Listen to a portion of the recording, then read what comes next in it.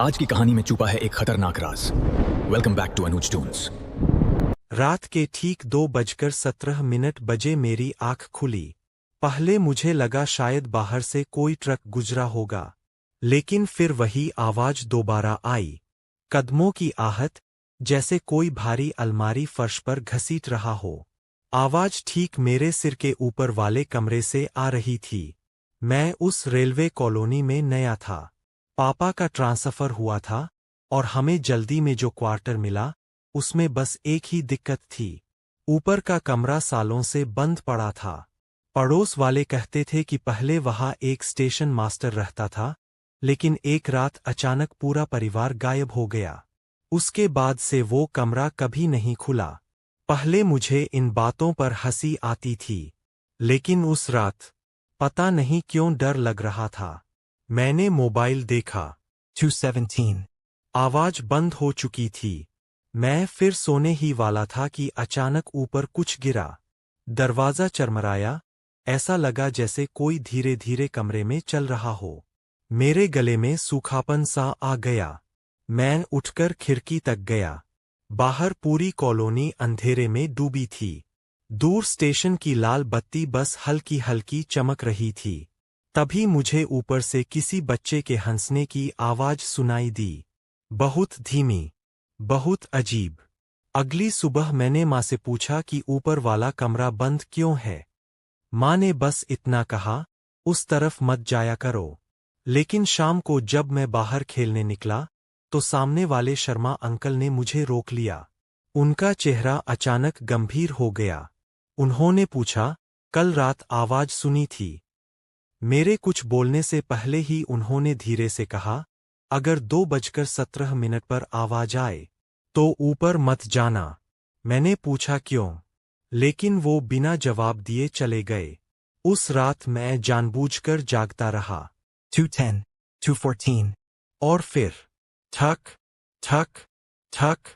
इस बार साफ कदमों की आवाज थी। हवा सरसराती है। ऐसा लग रहा था जैसे कोई नंगे पैर धीरे धीरे चल रहा हो। मेरा दिल बहुत तेज धड़कने लगा। मैं खुद को रोक नहीं पाया। टॉर्च उठाई और सीढ़ियों की तरफ बढ़ गया। ऊपर जाने वाली सीढ़ियां धूल से भरी थीं। हर कदम पर लकड़ी चरमराती थी। ऊपर पहुंचते ही एक बदबू सी आई, पुराने बंद कमरे जैसी। दरवाजे पर जंग लगा ताला लटक रहा था, लेकिन आवाज अंदर से अब भी आ रही थी, जैसे कोई फुसफुसा रहा हो। मैंने कान दरवाजे से लगाया।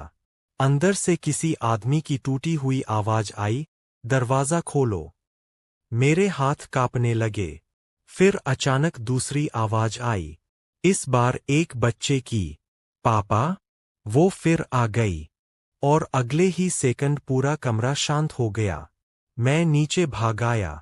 उस रात मैं सो नहीं पाया। सुबह मैंने कॉलोनी के पुराने चौकीदार से बात की। पहले तो वो कुछ नहीं बोला, लेकिन बहुत पूछने पर उसने बताया कि 12 साल पहले उस कमरे में रहने वाला स्टेशन मास्टर अपनी पत्नी और बेटे के साथ रहता था। एक रात पड़ोसियों ने चीखें सुनी। जब दरवाजा तोड़ा गया, अंदर कोई नहीं था।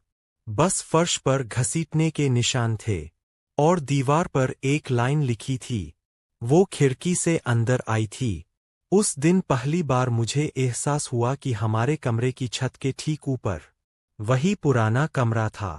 उस रात मैं जल्दी सो गया, लेकिन ठीक 2:17 पर फिर मेरी आंख खुली।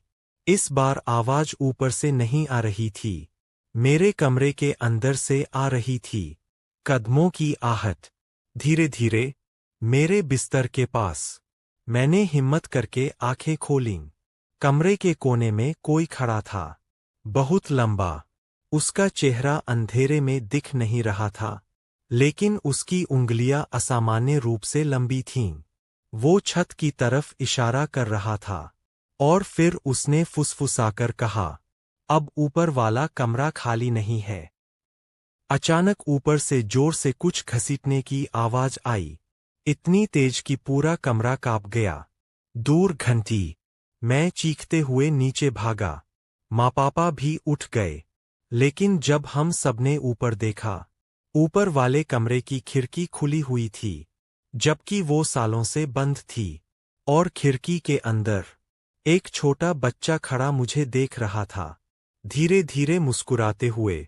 अगली सुबह पापा ने वो क्वार्टर छोड़ने का फैसला कर लिया, लेकिन जाते वक्त मैंने आखिरी बार ऊपर देखा।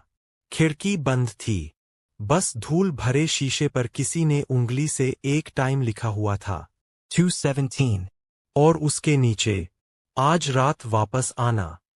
ये तो बस शुरुआत थी। अगली हॉरर स्टोरी के लिए सब्सक्राइब करें अनुज टून्स।